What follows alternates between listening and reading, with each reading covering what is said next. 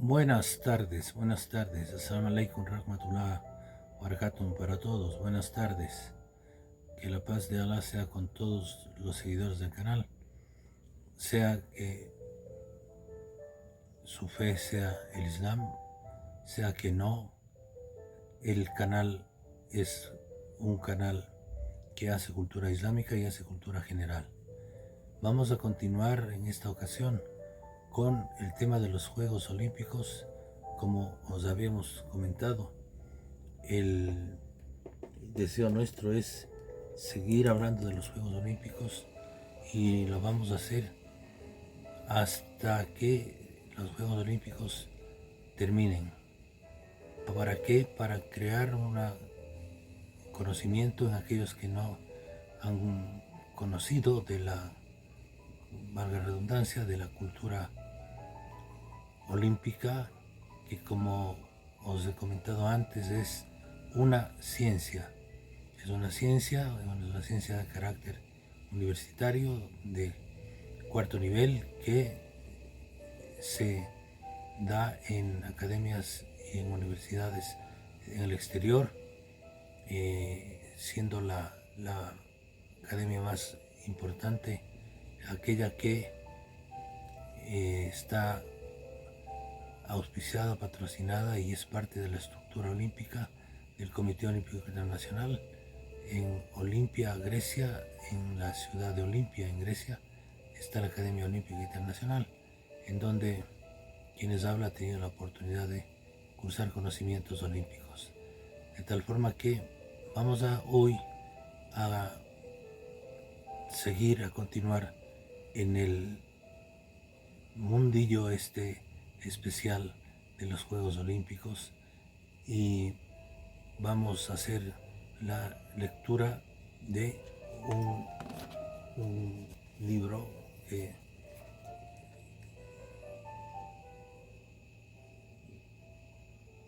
ustedes lo tienen ahí.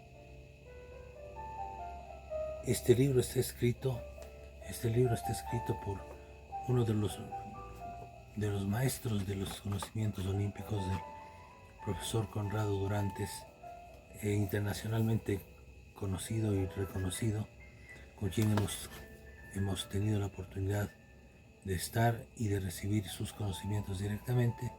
Él ha hecho esta publicación, es uno de los olimpistas más enterados que en nuestro idioma, él es español, ha profundizado y es reconocido internacionalmente, y ha sido reconocido internacionalmente como instructor de temas olímpicos. Vamos a leer el libro Los Juegos nacen en Olimpia, para que ustedes conozcan de forma resumida y breve ya del libro de Conrado el tema del nacimiento de los Juegos, la simbología de los Juegos y otros elementos que tienen más de 2500 años de presencia en la humanidad, y que con la intervención de Pierre de Coubertin, mejor dicho, en la reinserción de los Juegos, él retomó los Juegos de la antigua Grecia y los incorporó. Ya hemos dicho cuándo, vamos a volver a repetir ya de forma más formal, cuando los Juegos Olímpicos pasaron a la etapa moderna, y por gestión de este gran humanista, Pierre de Coubertin, como os decía, a través de él los Juegos están en este momento por darse en la ciudad de París. A través de él quería decir que desde que se inició la época moderna, los Juegos están como el mayor evento deportivo internacional cada 4 años. Hoy van a ser, y digo hoy refiriéndome al presente, en París 2024, el viernes 26 de julio, inician el domingo 11 de agosto terminan. Estamos a muy pocos días, ya básicamente a muy pocos días de que los juegos de inicio sea la ceremonia de inauguración en la que estarán presentes todos los países representados. Más de 200 países tienen representantes en estas competencias y estamos muy cerca de llegar a la inauguración de estos Juegos París 2024, que será la 33ª edición de los Juegos Olímpicos, que se desarrollarán en París. ¿Y por qué en una ciudad? Esa es la tradición, ahí sí está contemplado en la Carta Olímpica. Se realizan en ciudades y los atletas de todo el mundo empezarán a competir para subirse a lo más alto del podio, y la ceremonia inaugural será el 26 de julio. La actividad, de alguna manera, por temas por decirlo de alguna forma, de descongestionamiento, iniciará algunos días antes en ciertas disciplinas, pero la inauguración oficial será, como ya os he comentado, en la fecha mencionada. Las Olimpiadas de este año tendrán una duración de 19 días, debido a que, más allá de que oficialmente se dará inicio el 26 de abril, la actividad comenzará el miércoles 24 con el rugby y el fútbol. En tanto, se extenderán hasta el domingo 11 de agosto para cerrar la ceremonia de clausura. Entonces, como ven, estamos muy cerca. La ceremonia inaugural será el 26 de julio. ¿Y qué disciplinas deportivas se van a competir? Rugby, fútbol, arquería, handball, ciclismo, skate, beach volley, judo, esgrima, tenis de mesa, vóley, gimnasia artística, bádminton, saltos ornamentales, natación, waterpolo, boxeo, deportes ecuestres, remo, canotaje, slalom, básquet, hockey, tiro, surf, mountain bike, yachting, básquet, triatlón, BMX freestyle, marcha, BMX racing, golf, gimnasia de trampolín, atletismo, ciclismo de ruta, waterpolo, escalada, ciclismo de pista, natación artística, pentathlon moderno, canotaje de velocidad, gimnasia rítmica, breaking y la carrera que cierra los Juegos, maratón, la famosa maratón olímpica, de la que hablaremos en su oportunidad, porque es de alguna manera la competencia símbolo. La ceremonia de clausura es el domingo 11 de agosto. Entonces vamos a pasar a leer del tomo que os he mencionado y he mostrado. Ya lo voy a hacer nuevamente, lo que implica el capítulo Los Juegos nacen en Olimpia. Los Juegos nacen en Olimpia. En la antigüedad comienzan a desarrollarse en el Valle Sagrado de Olimpia, en épocas aún no conocidas. Hemos tenido la oportunidad de estar en aquel Valle Sagrado de Olimpia, y la experiencia que tenemos de haber estado en el Estadio Olímpico, en el Valle Sagrado de Olimpia, a solas, es una experiencia realmente sobrecogedora. Porque más allá de cualquier circunstancia, uno siente el peso de la historia, rodeado de yacimientos arqueológicos fabulosos, fantásticos, y el estadio está de alguna manera, en cuanto se refiere al círculo, a la cancha, por decirlo de alguna forma, y el sitio desde donde los atletas partían para empezar la competencia, así como el primer túnel que se construyera para hechos deportivos, de ese queda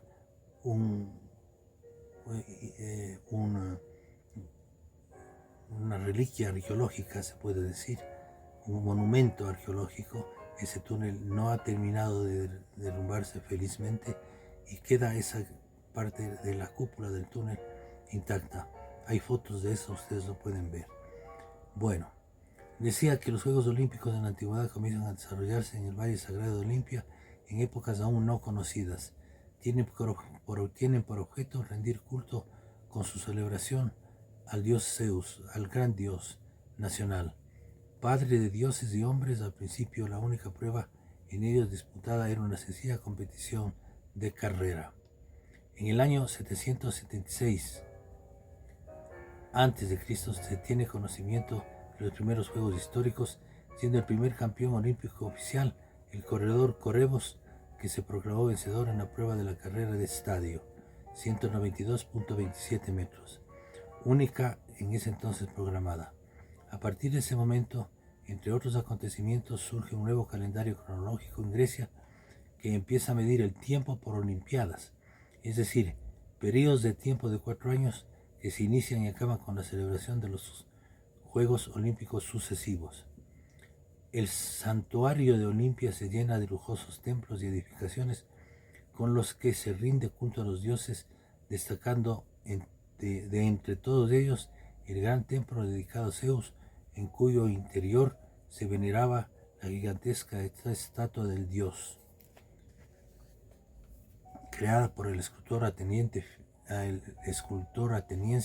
Fidias hacia el año 438 a.C. Realizada toda ella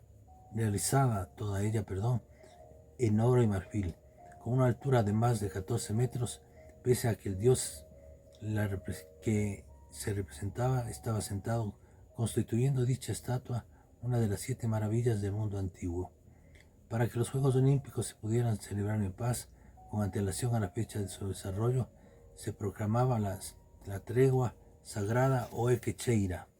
La equecheira o tregua sagrada era respetada en toda Grecia. Los juegos se asociaban a la palabra paz.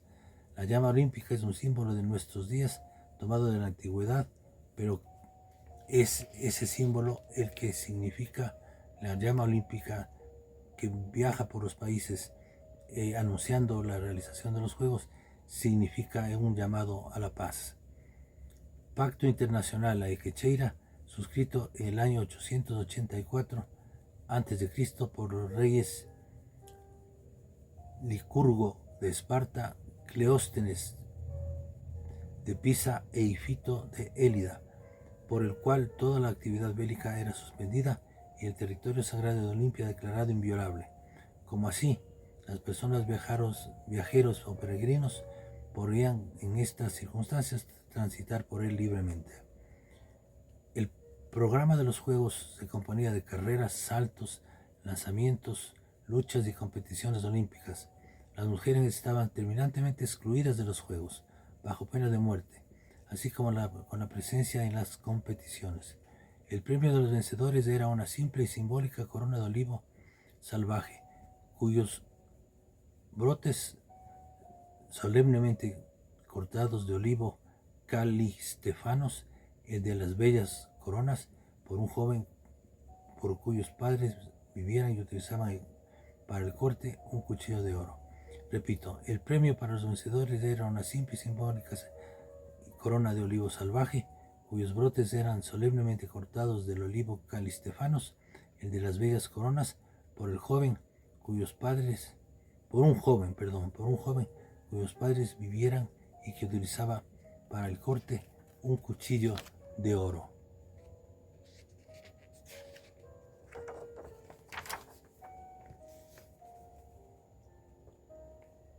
El olivo era cortado por un niño, como quedó dicho, era el máximo galardón que recibían los atletas ganadores de las competencias. Olimpia fue el gran centro de deportes del mundo antiguo y a sus juegos asistían además de los más afamados atletas, los políticos y personajes importantes de la época, y sobre todo los grandes artistas, pintores, escultores, así como filósofos, matemáticos, historiadores, poetas y literatos, y Platón, tales de Mileto, Diógenes, Píndaro y Simónides, Demóstenes, Pitágoras y Anaxágoras, entre otros, se dirigieron en jubiloso peregrinar a Olimpia para presenciar y participar de la gran fiesta nacional en la que los juegos consistían. El profesionalismo exagerado y la avidez mercantilista hace presa en los Juegos Olímpicos a comienzos del siglo IV a.C., generando casos de corrupción que son severamente castigados. Cerca de 8 siglos más tarde, en el año 392, el emperador hispano-romano Teodosio I, el Grande, nacido en Cauca, en la actual Coca en Segovia, promulga un decreto prohibiendo las ceremonias paganas y, como consecuencia de él, de los Juegos Olímpicos, y estos son suprimidos. A partir de ese momento, incendios, saqueos, terremotos e inundaciones se cebaron con saña en el sagrado lugar hasta hacerlo desaparecer de la faz de la tierra. Habrá que esperar el lento transcurso de 15 siglos para que los arqueólogos, en sucesivas y pacientes campañas de excavación, hicieran surgir de nuevo a la luz del sol los escasos vestigios arquitectónicos, elocuentes, mudos y mutilados testigos de la gloria y grandeza multisecular de Olimpia. Como ven, el fanatismo religioso fue el que destruyó los testimonios olímpicos de los antiguos juegos.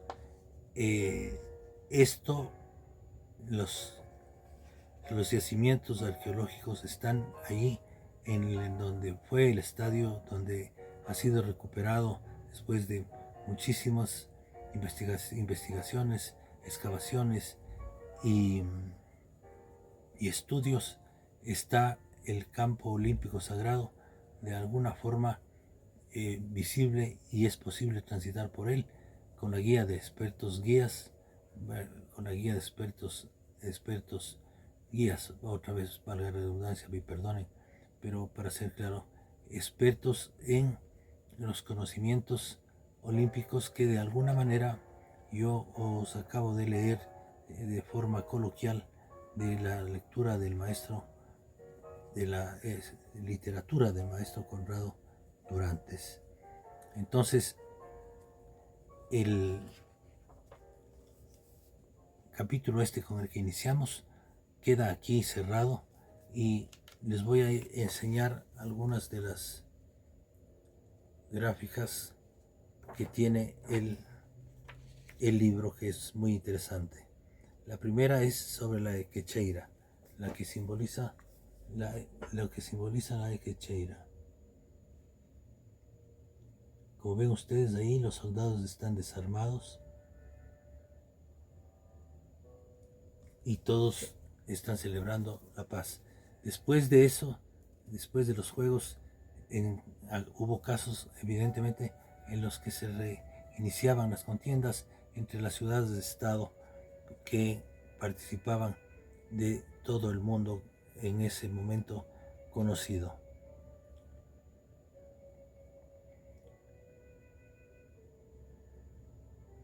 Como una cosa singular y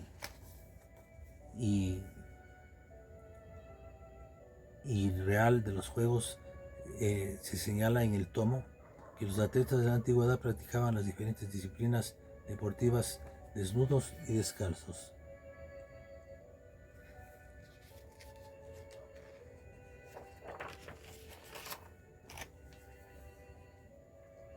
Y el olivo era cortado por un niño, el cual era el máximo galardón.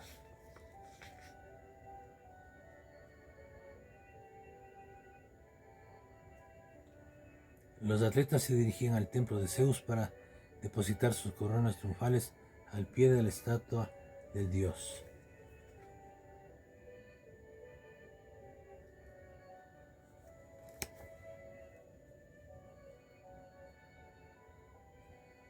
Aquí en en estos gráficos señala que corredores, figuras ornamentales de una de las lámparas etruscas del siglo V a.C. están en el Museo Arqueológico de Barcelona.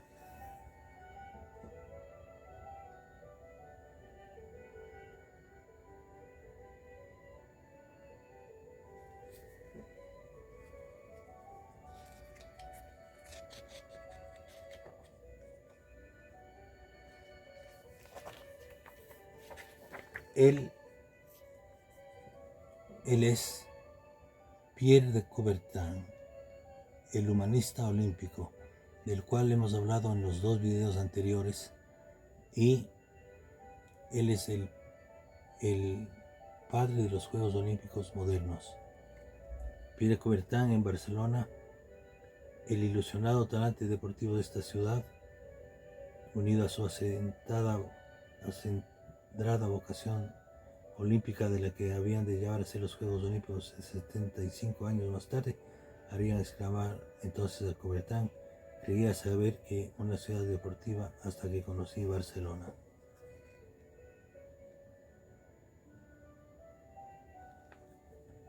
El siguiente capítulo a tratar será Pierre de Coubertin, el humanista olímpico.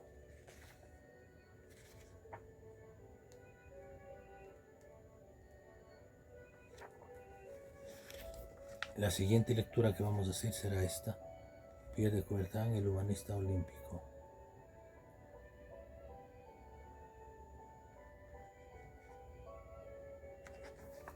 Entonces, dicho lo dicho, vamos a dejar aquí este capítulo cerrado por hoy con este delicioso material olímpico que os he podido leer, y en las siguientes horas hablaremos de Pierre de Coubertin, el humanista olímpico.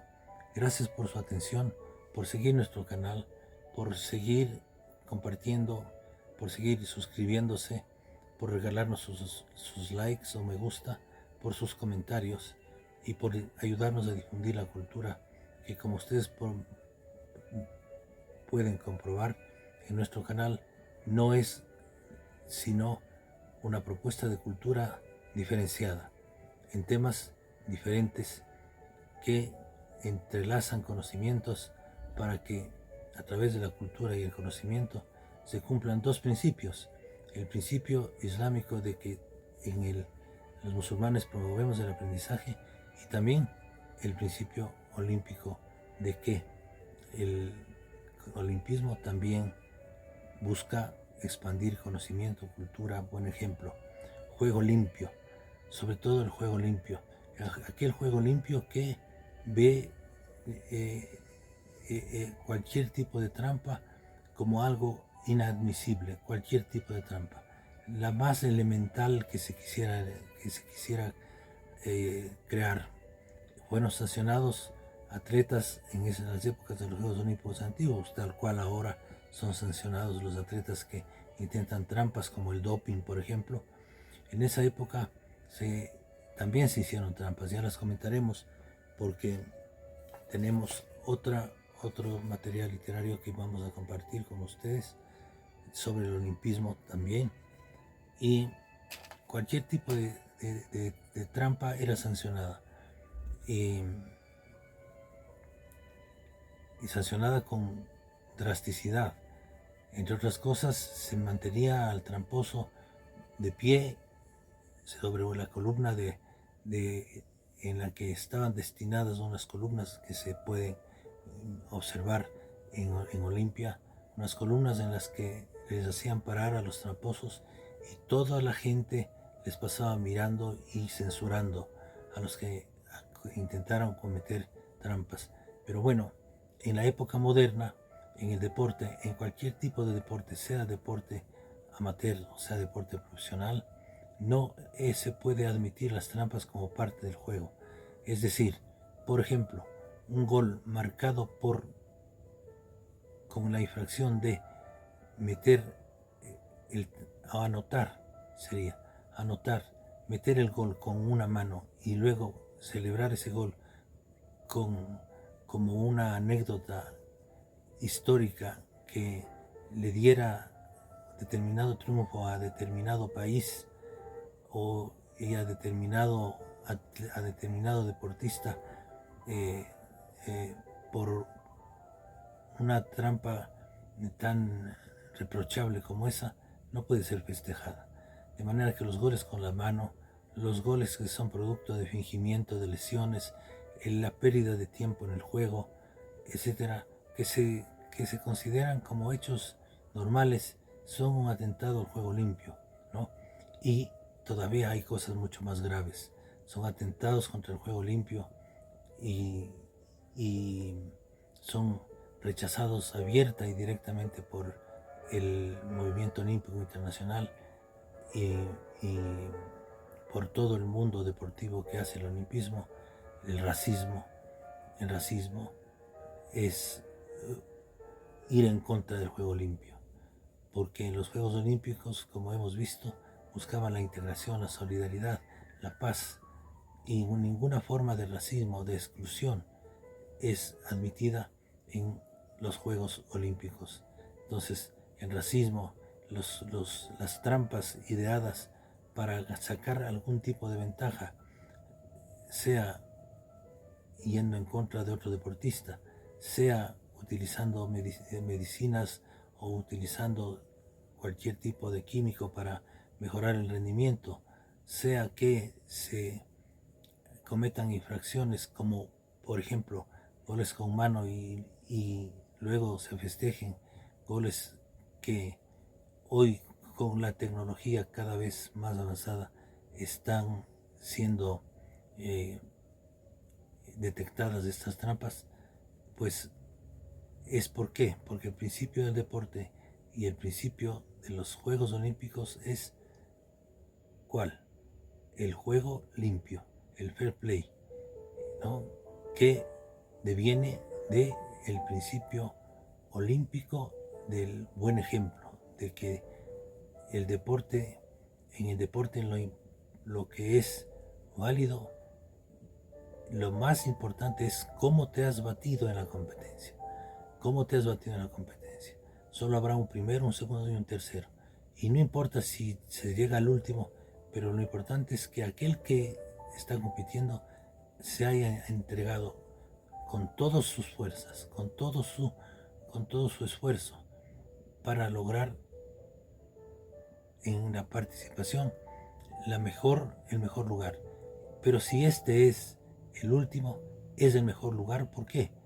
Porque ha llegado entregando todas sus capacidades. El Ecuador tiene atletas olímpicos y en criterio de quien habla, los atletas que han logrado medallas olímpicas no han sido celebrados cual se debiera porque el desconocimiento de la temática olímpica es muy general. Son pocos los periodistas o la prensa deportiva que conozca de los temas olímpicos en profundidad y no dan los medios sino escasa, escueta información sin comentar, salvo algunos casos excepcionales, la importancia de los Juegos Olímpicos, lo que sucede en nuestro país.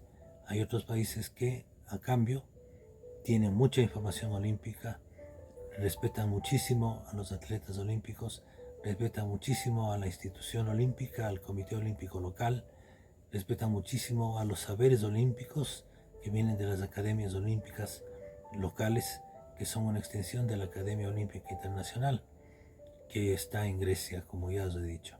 Aquí en el Ecuador existe una academia olímpica en la ciudad de Guayaquil, donde está la sede de los comités olímpicos, del Comité Olímpico Ecuatoriano, y quien les habla ha tenido la honra de ser vicepresidente de la Academia Olímpica del Ecuador, y cuando estuvimos nos preocupamos de que se realizara la difusión olímpica en lo más amplio que se pudiera, de la forma más extensa que se pudiera. Tanto es así que logramos que por ejemplo, en el Club Liga Deportiva Universitaria, se dieran cursillos de administración olímpica y conocimientos olímpicos que tuvieron un éxito importante, con la presencia de periodistas y la presencia de periodistas unos cuantos, y la presencia de colegios y de instituciones que enviaron a sus jóvenes a conocer de esta filosofía, que es la filosofía del buen ejemplo, de la transparencia, del juego limpio que no solamente es en la competencia, sino del juego limpio en la vida, del juego limpio en la vida que está para contrarrestar cualquier acto de corrupción o cualquier acto malicioso o dañoso que envuelva trampas y que en la vida se intente cometer. Contra eso está el olimpismo, contra ese tipo de malas acciones. Entonces, ya quisiéramos que muchos de los políticos, de los hombres públicos, de aquellos que han cometido delitos y se han amparado en la delincuencia de cuello blanco, hubieran tenido lecciones olímpicas. Quizás así no se habrían cometido las trampas con los bienes públicos, por ejemplo. Para eso está la filosofía olímpica, para formar buenos ciudadanos. Bueno, no nos extendemos más. Aquí quedamos y estaremos en las siguientes horas leyendo sobre Pierre de Coubertin, que ya os he explicado en este video y en otros anteriores. Fue el padre de los Juegos Olímpicos modernos. Sea hasta las siguientes horas, inshallah.